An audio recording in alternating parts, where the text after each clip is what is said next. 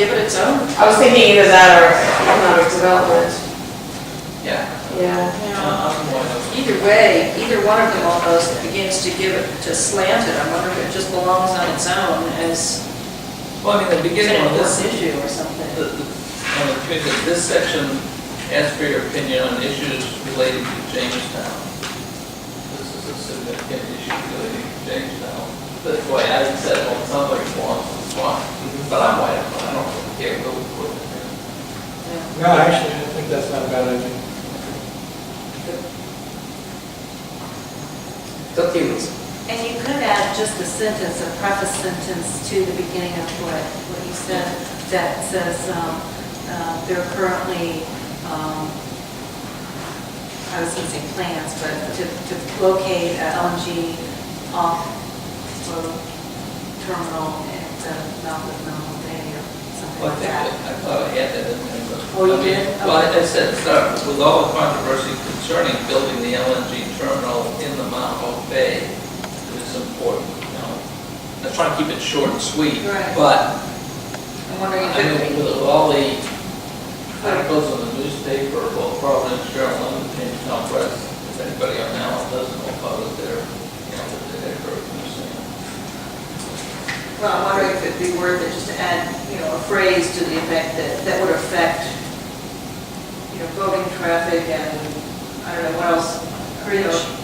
Well, again, Bridge travel. You don't want to make a survey question biased. If you start putting Okay. biases in the Well, I just question, said then effect. you write I the didn't say answer. effect. I just said effect. No, you gotta be careful. But it's an because, opinion with. certainly the Hess Corporation, we want to steer clear of their criticism. I guess. Okay. I'm saying is this I think there are facts that we could put down. There are definite facts. It doesn't have to involve any company criticism, but, bridge closings will occur. There are security zones. I mean, those are things that are facts. Yeah, but again, I don't want to take side on this, but the bridge closing will occur. That's occurring because the bridge authority has dictated it will occur. Right. In other places, you don't have to close bridges, so that's sort of that's a very not really controversial right. issue to begin with. Start adding facts, you start adding pages. Yeah. Pages. I think Okay, people- if everybody agrees that it should go in, if you could provide that to us, we'll work on it. Yeah, we'll add it in something.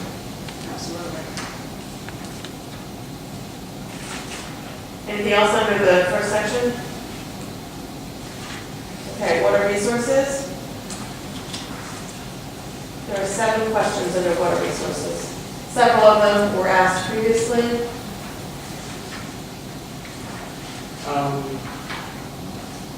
In number 6, is there a definition of what a safe yield is? Can we tell people what that is? What is? Safe Oh, yield. safe yield. It says spending public funds to determine the island's total safe yield. Can we define what a safe yield would be?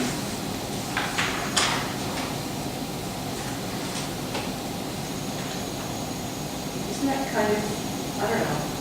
I mean, I don't know it as a technical term, but it sort of indicates to me what you can expect to be able to get out of the ground in terms of water, or what the resources of water are. Right, I'm just saying, I would hope we would be definitive as opposed to leaving it vague. But just characterizing that as our total available water resources, the a little more For groundwater? pedestrian, if you will. Yeah, I think that's a good way to say it. Well, it's I thought the specifically a expert- groundwater no one, isn't it? So, I mean, we still refer to Total available groundwater. groundwater resources. Okay. And to back up, I thought the explanation at the beginning was great. I think that's really helpful in general in this area. Yeah, I have Steve Buzzer reviewing that, I haven't been fast enough, but if it needs tweaking, then we'll tweak it. No, But it is helpful, I think, for people to know. I think in general, Thank you. I'm very supportive. I just had a couple of thoughts on this section. 4 and 5, we ask the residents' opinions of quantity and quality. So when we're all done, we have an opinion, or a range of opinions. However, there are some facts on the other side of this. So what are we trying to find out? You know, I mean, I think if we ask Steve Coslin in the water department today, do we have a quantity problem, he would say absolutely not. Correct. And if we have a quality problem on the town water system, he would say absolutely not. I agree, and I think that people say that all the time, oh, I don't drink the water. Do you drink the water? I don't drink the water. So, and I think that it's something that if we can say, if people say, last time they did somewhat, from what I remember, then it's a matter of education. And I think after the last survey, they started sending out the flyers about the drinking water quality. And so maybe we don't need to ask it this time, because they have done a better job of advertising the quality issues. Well, But you're just talking about, that means you're just talking about quantity and quality of the water that the town provides. That's correct. Whereas half the island Right. or more is on wells anyway. Oh, yeah, no, you're right, we're not just talking about town water, yeah. So that, I think that to me is a bigger question, always has been. And that goes back to, you know, should somebody be able to put in 17 wells on their property? And does that draw down the neighbor's water? I have no idea, but there are those kinds of Pandora's box questions. What does everybody feel?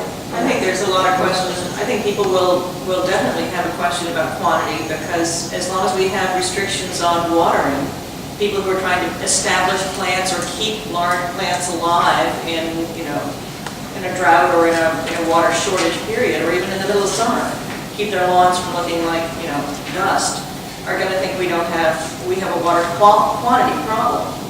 So I think that's a really valid question, the water quantity. And as far as quality, you know, but even the doctor's office people are telling us that, you know, the water is maybe not so great. We should just keep that in. What does everybody think about question number 4, the quantity? I think that number 4 and number 5 address the question completely, especially when it's correlated with the survey at the back of it, where you have to tell where you live, whether you have public water. So we're going to have to correlate where they actually are, the back of it, with those two questions, to find out what's really going on. Yeah, I think so, do that. And one more question on this section. If we go back prior to the construction of the second water tank and prior to the renovation to the town water facility, the filtration system, the town through committees and the council talked a lot about, you know, we talked about drilling the second well, which happened, and you know, there was a town well, right, another well that was dug up. I believe we have 3 wells now. Right. And of course, you know, treating the South Pond water, and then, you know, we're in severe drought, bringing the water over the bridge.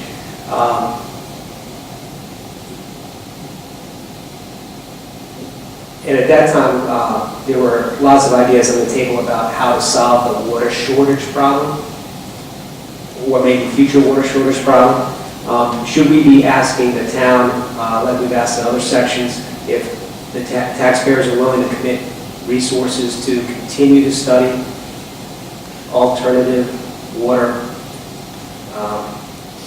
source methods, including new technology on, you know, reverse osmosis, desalinization, those kind of ideas. I mean, I think that's been pushed aside, but it's certainly, if we had a crisis and we hadn't done our homework, that could be a huge issue. We'd be way behind the curve. If for some reason our water supply became tainted and we weren't prepared with us, you know, for that eventuality, it could be a disaster. We should have a backup plan.